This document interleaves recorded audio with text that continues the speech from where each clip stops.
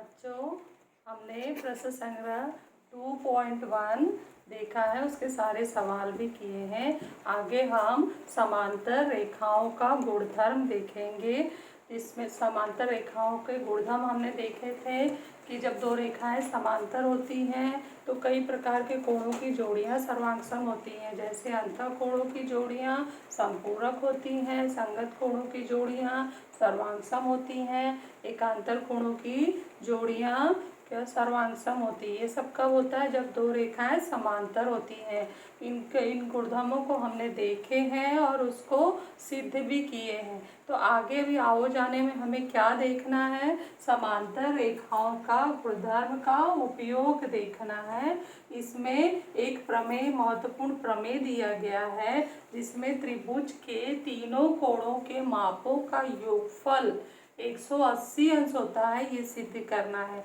ये एक सिंपल साधारण सा वाक्य है जो हम बहुत पहले से सुनते आ रहे हैं और बहुतों को यह कथन याद भी है, लेकिन कैसे आया ये नहीं पता होता है। तो इसी को आज हमें 9th में सिद्ध करना है। हमने उपयोग इसको 5वीं, 6वीं, 7वीं, 8वीं में कर लिया है, बहुत बार कर लिया है, लेकिन ये नहीं जाना कि ये आया कहाँ से, मतलब ये सिद्ध कैसे हुआ। तो इसको सिद्ध करने के लिए हमें समांतर रेखाओं का गुणधर्म का उपयोग करना है। समांतर रेखाओं का गुणधर्म हमने 9th क्लास में पढ़ा है। समांतर रेखाओं के बारे में हम 8वीं में पढ़ चुके हैं, उसके कोणों के बारे में भी पढ़ चुके हैं, लेकिन उस गुणधर्म को सिद्ध हमने 9th में किया। 9th में करने के बाद 2.1 किया और 2.1 के बाद इस गुणधर्म का हम उपयोग कर रहे हैं।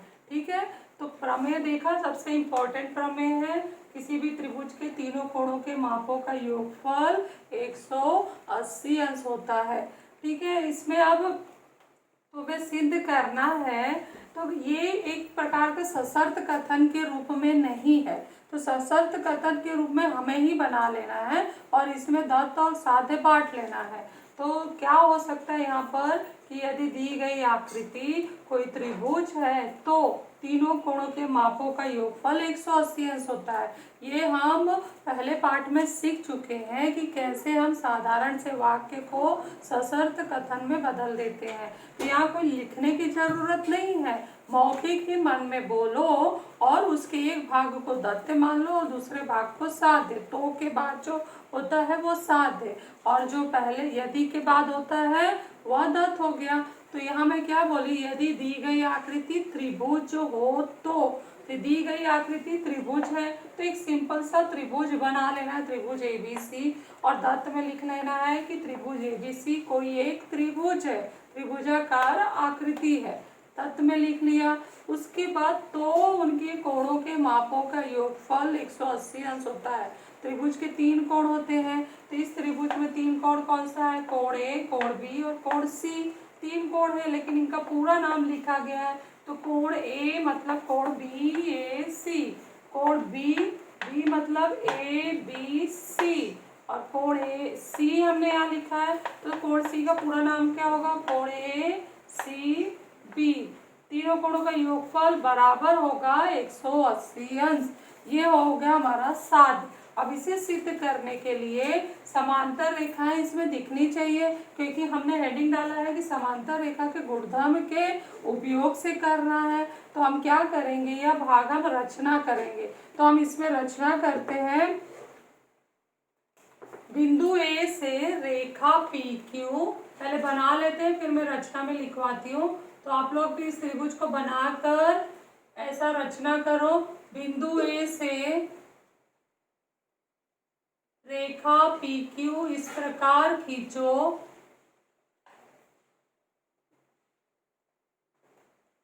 कि वह समांतर हो भुजा बीसी। ठीक है, ये समांतर है, रेखा पी क्यू नाम है जो बिंदु ए से होकर जा रही है और भुजा बीसी के समांतर है। तो अब हम रचना में क्या लिखेंगे? रचना में लिखते हैं कि बिंदु ए से होकर जाने वाली रेखा पी क्यू इस प्रकार खींचा, इस प्रकार खींचा कि रेखा पी क्यू समांतर। अब देखो यहाँ पे जो है लाइन कम हो रही है तो एक साथ आना चाहिए, इसको मैं नीचे लिखने देती हूँ। रेखा पी क्यू समांतर भुजा बीसी हो तथा पी डैश ए डैश क्यू हो। ये हमारा रचना हो गया। ठीक है, अब इसको सिद्ध करने के लिए हम उत्पत्ति में कथन कारण दो भाग करते हैं और एक एक बात सिद्ध करते जाते हैं। कौन से दो समांतर रेखा लेंगे? रेखा पी क्यू समांतर भुजा बीसी, और बीच में देखें तो रेखा ए बी और भुजा ए बी और भुजा ए सी तिर्यक रेखा है, तो बारी बारी से एक एक तिर्यक रेखा लेते हैं। तो सबसे पहले अगर मैं रेखा पी क्यू समांतर भुजा बीसी लूँ और भुजा ए बी तिर्यक रेखा लूँ तो ऐसे बने हुए कोण सर्वांगसम हो जाएंगे, क्योंकि ये दो रेखाएं समांतर है और ये तिर्यक रेखा है, तो ये दोनों कोण सर्वांगसम हो जाएंगे। ये हम सीख चुके हैं। क्यों हो जाएंगे? देखा तुमने क्यों हो जाएंगे? ये है गुणधर्म। कौन से गुणधर्म का उपयोग कर रहे हैं? एकांतर कोण गुणधर्म से। ये हम लिख लेंगे यहाँ पर। ठीक है, इसके बाद हम ये पहले पूरा उत्तर ओरली समझ लो, उसके बाद पुनः हम रेखा पी क्यू समांतर भुजा बीसी बताएंगे और अगला तिर्यक रेखा एसी लेंगे। एसी लेने पर फिर से एक जोड़ी सर्वांगसम होने जा रही है, और वो कौन सी जोड़ी है वो मैं निशान यहाँ बनाती हूँ। पहचानो ये किस प्रकार की जोड़ी है? एकांतर कोणों की जोड़ियाँ जो परस्पर सर्वांगसम हो जाएंगी। क्यों? क्योंकि रेखाएं समांतर है। तो बारी बारी से हम ये दो तीन बातें यहाँ पर लिख लेंगे। तो उसके बाद आगे का काम कैसे करेंगे हम? तो हम देख रहे हैं कि ये रेखा पी क्यू एक सरल रेखा है और उस पर तीन प्रकार के कोण बने हैं। ध्यान दिया तुम लोगों ने? रेखा पी क्यू एक सरल रेखा है, उस पर तीन प्रकार के कोण, कोण पी ए बी धन कोण बी ए सी धन कोण क्यू ए सी, तीनों भी संलग्न कोण है, जुड़े हुए हैं और एक ही रेखा पर बने हैं। तो यह सरल कोण है और सरल कोणों के मापों का योगफल 180 अंश होता है।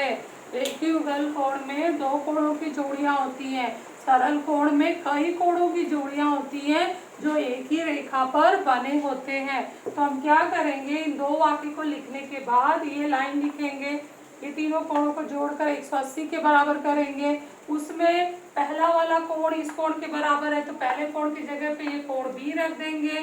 दूसरा तो बीच में है ही है, उसको लेना ही है। और तीसरा कोण हमने किसी के साथ सर्वांगसम किया था इसके साथ, तो तीसरे कोण की जगह पे कोण सी रख देंगे। और आखिरी वाक्य हमारा क्या आ जाएगा? कोण बी धन कोण ए धन कोण सी बराबर 180 अंश। और इस तरह से ये पूरा साध्य सिद्ध हो जाएगा। तो चलो हम लिखना शुरू करते हैं बच्चों। समझ में आ गया होगा ओरली, तो ओरली समझ में आ गया है तो अब हम लिखने का काम शुरू करते हैं। तो तुरंत लिखना शुरू कर दो। रेखा पी क्यू समांतर भुजा बीसी तिर्यक रेखा, तिर्यक रेखा कौन सा लेंगे? भुजा ए बी लेने पर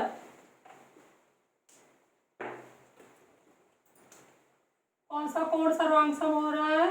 कोण पी ए बी। अभी बताई थी ना, कोण पी ए बी सर्वांगसम है कोण ए बी सी। कारण क्या होगा?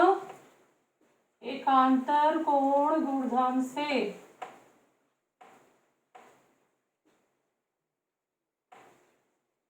ठीक है, दूसरा जोड़ी ले ले अब। रेखा पी क्यू समांतर भुजा बीसी और तिर्यक रेखा तिर्यक रेखा भुजा, कौन सी भुजा लेंगे आप? भुजा AC। AC लेने पर एक नई जोड़ी आएगी अब, कोण QAC सर्वांगसम कोण ACB, कोण QAC सर्वांगसम कोण ACB। कारण क्या होगा बताई थी ना, एकांतर कोण जैसे दिख रहे हैं, एकांतर कोण गुणधर्म से।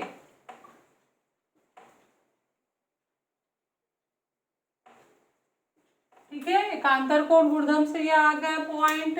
उसके बाद मैं क्या बताई हूँ कि यहाँ पर एक सरल रेखा बना है और सरल रेखा पे 3 कोण जुड़े हुए हैं, तीनों कोणों के मापों का योगफल 180 अंश होगा। तो लिखना है रेखा PQ पर बने कोण, कौन कौन से बने हैं रेखा PQ पर? कोण PAB प्लस कोण BAC प्लस कोण QAC बराबर 180 अंश। कारण होगा सरल कोण के गुणधर्म से।